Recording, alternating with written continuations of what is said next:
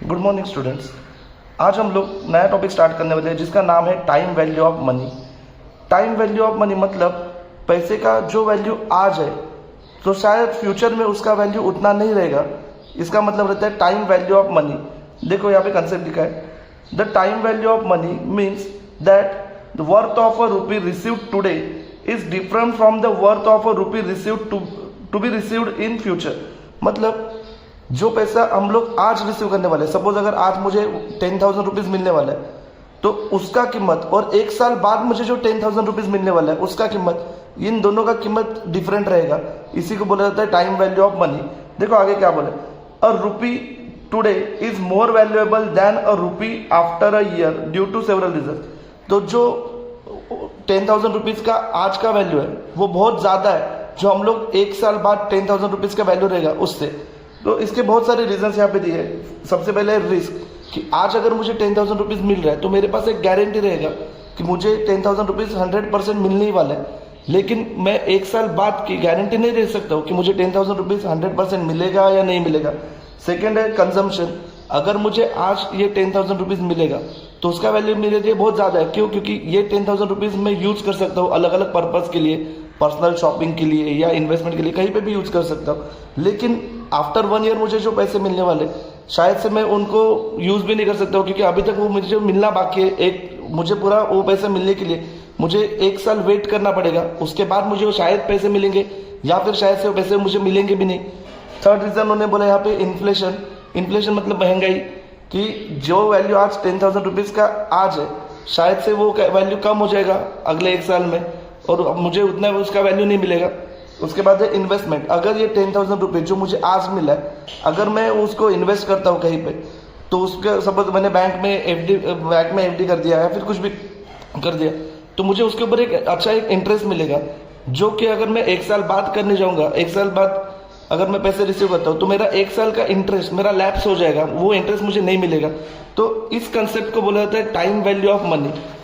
तो time value of money जब हम लोग कैलकुलेट करते तो दो टाइप के हमें वैल्यूज कैलकुलेट करने, एक है फ्यूचर वैल्यू और दूसरा है प्रेजेंट वैल्यू। फ्यूचर वैल्यू का मतलब क्या होता है, तो आज मेरे पास जो पैसे वो फ्यूचर में जाके उनका वैल्यू कितना होने वाला है, वो पैसा कितना ग्रो करेगा, मुझे कितना मेरा अमाउंट बढ़ेगा उसमें, ये जो हम लोग कैलकुलेशन करेंगे इसको बोला जाता है फ्यूचर वैल्यू। और प्रेजेंट वैल्यू मतलब फ्यूचर में मेरे पास मुझे ऐसा लग रहा है कि 5 साल बाद मुझे 50,000 रुपये मिलने वाला है, तो वो 50,000 रुपये का आज का वैल्यू कितना है ये कैलकुलेट करना। मतलब फ्यूचर में मेरे पास जो पैसे आने वाले उसका आज के हिसाब से कितना वैल्यू बनने वाला है वो कैलकुलेट करना, मतलब रहता है प्रेजेंट वैल्यू। तो हम लोग इस टॉपिक में आज हम लोग देखने वाले हैं सिंपल इंटरेस्ट। तो यहाँ पे मैंने आपको सिंपल इंटरेस्ट का फॉर्मूला लिख के दिया है। देखो SI is equal to PO multiplied by I multiplied by N। यहाँ पे SI मतलब सिंपल इंटरेस्ट, PO मतलब ओरिजिनल प्रिंसिपल, मतलब जो पैसा एक्चुअल में हम लोग इन्वेस्ट करने वाले वो, और उसके बाद I for interest rate per year या फिर पर एनम जो हम लोग बोलते हैं, और उसके बाद N मतलब नंबर ऑफ ईयर्स। तो हम लोग अब सम सॉल्व करके देखेंगे। सो स्टूडेंट्स, यहाँ पे रेफरेंस के लिए मैं MCOM पार्ट 1 का कॉर्पोरेट फाइनेंस ये टेक्स्ट बुक यूज कर रहा हूँ, मनन प्रकाशन का। देखो यहाँ पे क्वेश्चन क्या दिया है, mister Rahul has deposited ₹1 lakh in a saving bank account at 6% simple interest and wishes to keep the same for a period of 5 years. Calculate the accumulated interest and future value. तो देखो यहाँ पे हमें original principal पता चल गया, उसने actual में कितने पैसे इन्वेस्ट किए थे, ₹1 lakh। उसके बाद उसको कितना परसेंट इंटरेस्ट मिलने वाला था, तो 6% इंटरेस्ट मिलने वाला था, एंड उसने कितने पीरियड के लिए ये पैसा इन्वेस्ट किया था, फॉर 5 years। तो हमें नंबर ऑफ ईयर्स का भी पता चल गया।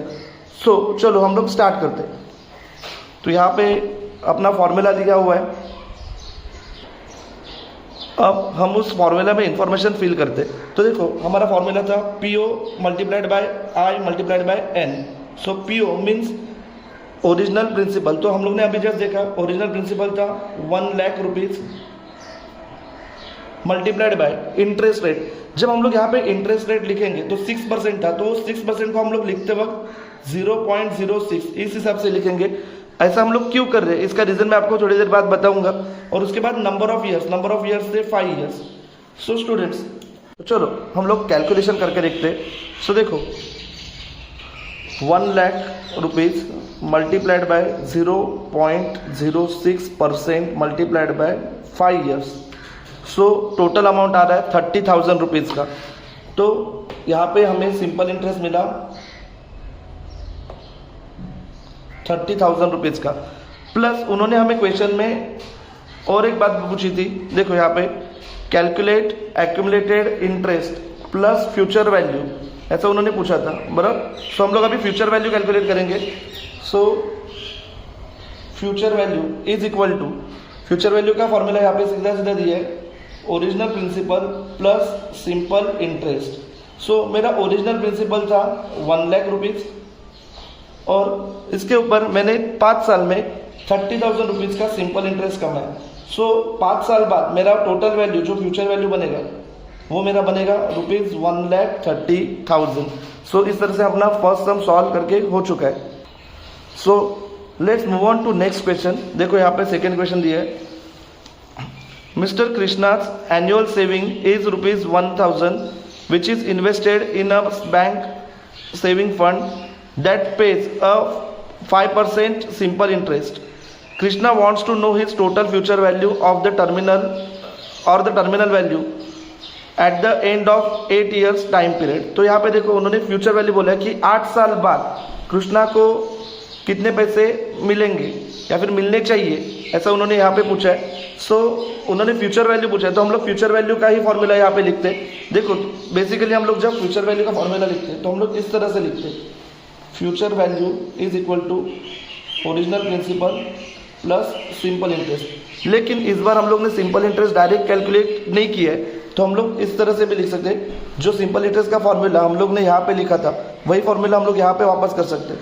सो original principal plus PO plus multiplied by I multiplied by N. So देखो ओरिजिनल प्रिंसिपल यहाँ पे था 1,000 रुपीज़ प्लस ओरिजिनल प्रिंसिपल 1,000, यहाँ पे हमें इंटरेस्ट रेट मिलने वाला था 5%, तो उसके लिए हम लोग लिखेंगे 0.05 and multiplied by 8 years. So 1,000 rupees, इन दोनों का हम लोग सबसे पहले मल्टीप्लिकेशन करेंगे। 1,000 रुपीज़ मल्टीप्लाइड बाय 0.05, तो अपना आंसर आएगा 50 rupees. So 50 multiplied by 8, so 1,000 plus 400, so total अपना आंसर आएगा 1,400। अगर 50 को 8 से मल्टीप्लाई करेंगे तो आंसर अपना आएगा 400। सो अपना फाइनल आंसर आएगा 1,400 रुपीज़। सो इस तरह से अपना सेकेंड सम भी सॉल्व करके हो चुका है। Now let's move on to third question. So students देखो यहाँ पे थर्ड क्वेश्चन में क्या बोला है, if you invest ₹10,000 in a bank at a simple rate of interest 7% per annum, what will be the amount at the end of 3 years. तो देखो उन्होंने प्रिंसिपल अमाउंट ओरिजिनल प्रिंसिपल बोला है 10,000, रेट ऑफ इंटरेस्ट बोला है 7% and number of years बोला है 3 years. सो इसको हम लोग फॉर्मूला में लिख के देखेंगे और इसके बाद डायरेक्ट इसका फ्यूचर वैल्यू आफ्टर 3 ईयर्स इसका फ्यूचर वैल्यू क्या रहेगा वो हम लोग कैलकुलेट करके देखते हैं। सो अपना जो फॉर्मूला हम लोग ने अभी यूज किया था, future value is equal to original principal plus simple interest.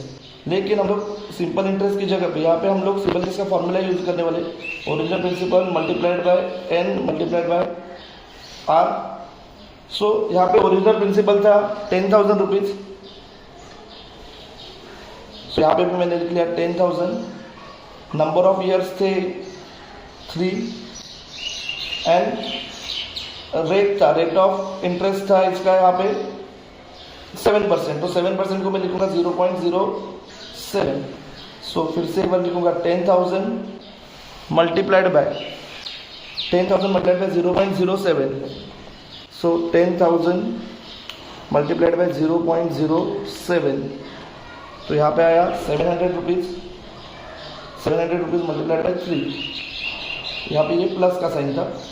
So 10,000 plus 2,100, सो अपना फाइनल आंसर आ जाएगा 12,100। सो स्टूडेंट्स इस तरह से हमने आज सिंपल इंटरेस्ट कैलकुलेट करना सीखा है। इनके सबको कुछ डाउट रहेगा तो कमेंट्स करके मुझे ज़रूर बताओ।